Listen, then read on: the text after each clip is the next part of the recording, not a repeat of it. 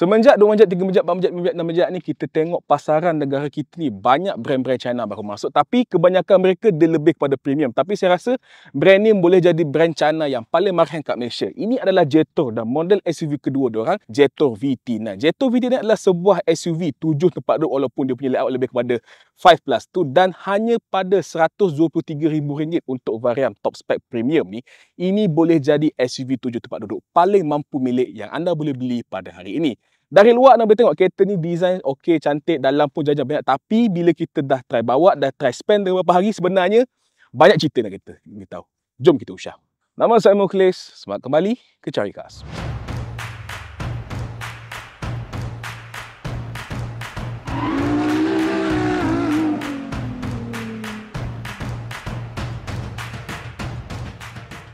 Baik, secara luaran kita boleh tengok Jetour VT9 ni dia punya reka bentuk dan segalanya memang tipikal China punya SUV lah. Sekali tengok macam Chery Tiggo Evo. Sebab apa? Dia memang kembar jauh dengan Chery Tiggo Evo. Sebab apa? Sebab Jetour ni juga jenama di bawah payung Chery, tapi kat China lah, bukan dekat Malaysia.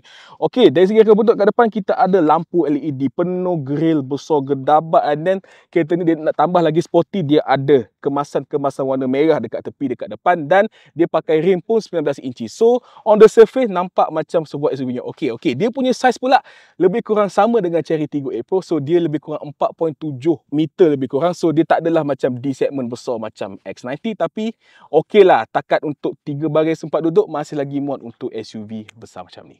Dan sama juga untuk di bahagian belakang VT9, sebab macam tipikal SUV China, lampu dia mesti LED dan ada full wheel bar macam ni, sebab ini tanda sebuah kereta yang kononnya premium. Dia punya tailgate dia powered tapi tak ada kick sensor, dan kat bawah dia punya bumper actionnya, bumper garnishnya memang macam kereta sports car walaupun plastik, tapi sayangnya exhaust ni plastik, bukan original. Okey, tapi yang menarik untuk kereta ni, anda boleh nampak bumbung dia kat belakang ni dia sedikit sporty dan dia punya D-pillar pun dia tebal sikit berbanding dengan Tiggo Evo. So as a result sebenarnya dia ada efek. Mungkin in terms of design positif, tapi dekat dalam ada sedikit negatif dia. Okey, bila kita masuk dekat dalam VT9 barulah kita nampak adalah sedikit dia punya kompromi. Sebab apa? Nak tak nak dia tak bolehlah bagi semua balon premium sebab harga kereta pun murah. Okey, contohnya dekat skrin depan ni, dia pakai dua skrin setup tipikal macam kereta Chery, tapi dia punya saiz dia kecil sikit lah, 10.25 inci. And then dia punya infotainment, dia ada sedikit lag, tapi at least anda masih dapat Android Auto, Apple CarPlay, wireless dan tak payah tunggu update. Okey, sama juga dengan dia punya kerusi, sebab kalau tengok nampak cantik dengan benang warna merah sebagainya, nampak premium. Dan dia punya switch kat pintu ni memang nampak ala-ala Mercedes lah dengan ada memory function. Tapi power seat ni untuk driver side saja. So untuk penumpang depan nak adjust kursi kena tarik kerak macam kereta Saga. Dan of course seat depan ni walaupun nampak cantik tapi dia tak ada ventilation function macam kereta-kereta China yang lain. Okey, sama juga dekat center console tengah ni, sini kita ada meter panel untuk aircon. Okey, bagus, nice. So maknanya nak adjust aircon tak perlu pakai infotainment. Dan kat dalam kita ada wireless charger 50 watt. So sangat-sangat laju, tapi dia tak ada butang langsung untuk adjustkan driving mode. Sebab dia ada driving mode, ada sport, ada eco dan sebagainya. Tapi nak adjust, still kena pakai skrin kecil ni, tak boleh pakai butang apa-apa pun. Tapi at least anda still dapat physical gear shifter. Sama juga steering wheel. Okey, dia pakai kulit, ada pedal shifter, tapi dia punya butang dia tak banyak sebab function pun tak banyak. So tak perlu pakai banyak butang sangat lah. Dan yang paling terakhir, dia punya speaker grill ni nampak macam premium, tapi dia punya speaker, seat speaker dia tak ada brand. So bunyi pun macam biasa je. Dia juga ada ambient light, tapi ada satu colour je warna biru. Tapi at least dia belanja bagi sunroof besar gerabak macam Tiggo Evo. Baik, untuk tempat duduk belakang pula Jetour VT9 ni, kalau kita duduk dengan 5-seater configuration macam ni, bagi saya space dia memang mencukupi lah. Okey, kursi depan saya dah ikutkan saya punya driving position. Saya tinggi 175 cm, berat. So dia punya legroom not bad. Lantai dia pun almost flat. So duduk orang 3 belakang, dekat 3 orang kat belakang ni insya-Allah tak ada masalah. Dan headroom pun berlambak lagi. Dan bagus ni untuk kursi ni, kalau anda tak gunakan seat belakang, dia boleh sandar belakang ni. So nak santai relax pun boleh, and at the same time nak slide ke depan ke belakang boleh. So depend lah, kalau orang belakang besar, kita slide kat depan sikit, kesian dia orang sempit. Dan of course ini bukanlah sebuah 3-row SUV yang proper. So dia punya space kat belakang bagi saya sedikit sempit. So takat untuk budak nak duduk okey, tapi kalau orang tua nak jalan jauh memang kesian lah. Dan satu lagi, aircon vent walaupun dekat second row ada, tapi belakang tak ada. So typical lah, SUV besar macam ni memang kita expect tak ada lah, melainkan brand-brand yang mahal tu lah. Tapi at the same time, saya rasa kalau untuk anda ada anak-anak kecil, saya rasa seat belakang third row ni no problem, tak ada masalah boleh guna. But orang tua kesian lah, bagi ada duduk kat sini.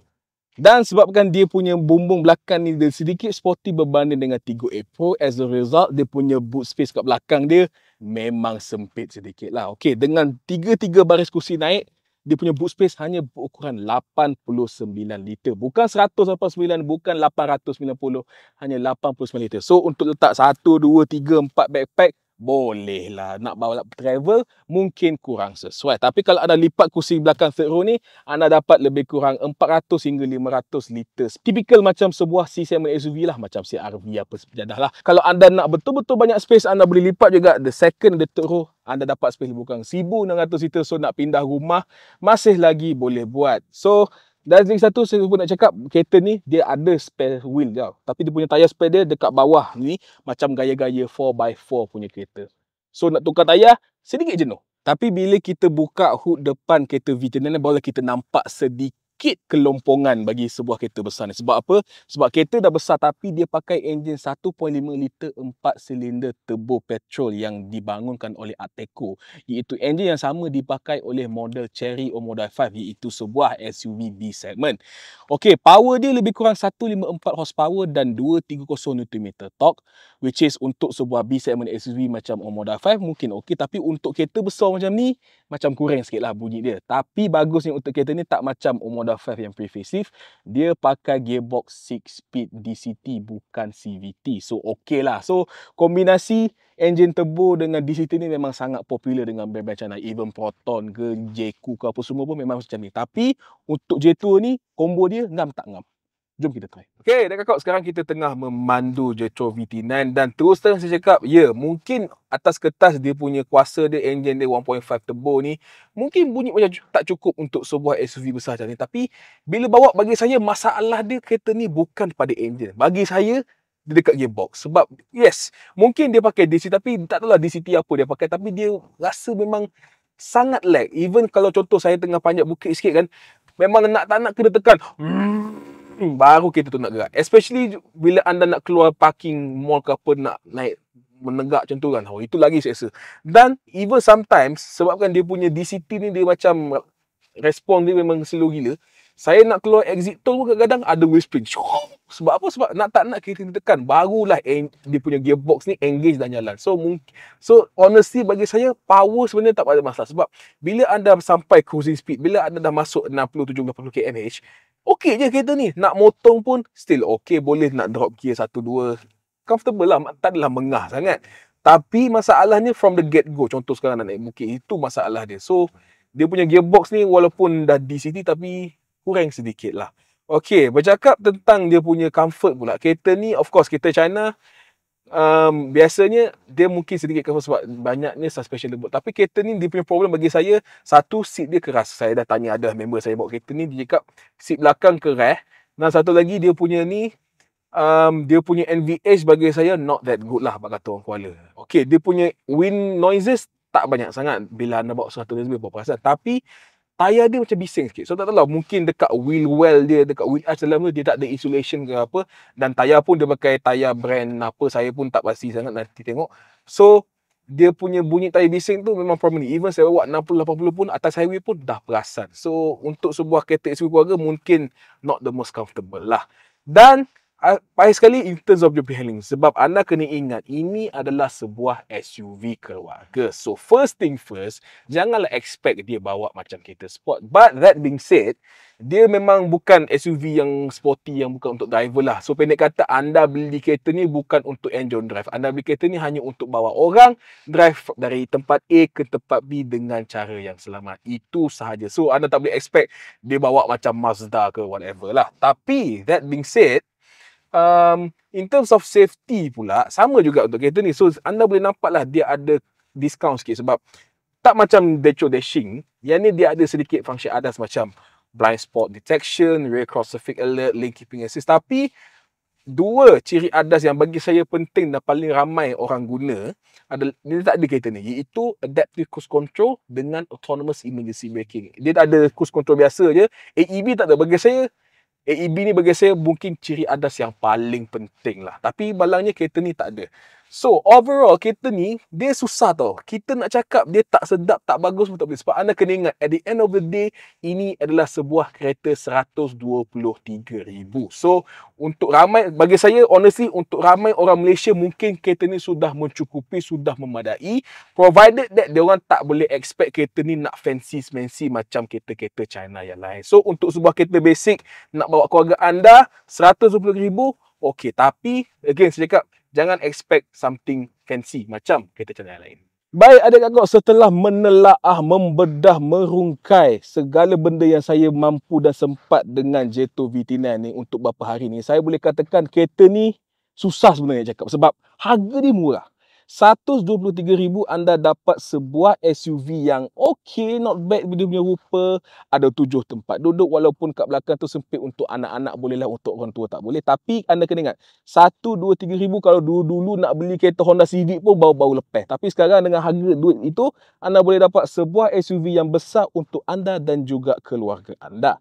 Tapi anda kena ingat, dia masalah dengan kereta ni. Sebab apa? Sebab bila orang expectkan China punya SUV, orang expect dalam dia mesti ada jajan banyak lah, cantik sikit, and then dia punya kulit walaupun kulit fake tapi rasa premium. Tapi kereta ni dia punya, dari segi kepremiuman dia mungkin dia kurang sedikit compare dengan SUV China yang lain. Tapi at the end of the day, anda kena ingat, kereta ini hanya RM123,000, bukan 14, bukan 15, bukan 16.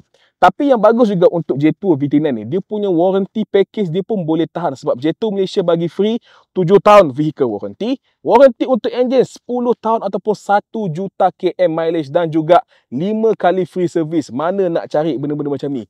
Tapi at the end of the day, saya rasa kereta ni sebenarnya dia lebih sesuai untuk orang Malaysia yang macam dia tak kisah sangat pasal jajan-jajan, tapi dia hanya nakkan sebuah SUV 7 tempat duduk, dan dia tak nak beli MPV macam Alza, apa jadah yang lain tu. Dia nakkan SUV, dia nak 7 seater, tapi dia nak yang murah. So choice dia ini. Tapi kalau tanya saya, might as well anda simpan duit sikit, mungkin boleh dapat kereta-kereta yang lagi fancy kat luar sana. Tapi apa-apa pun, at the end of the day, kita bersyukur sebab sekarang kita dah banyak option untuk sebuah SUV 7 seater untuk anda dan juga keluarga anda. Soalan dia, anda mampu ke tak mampu?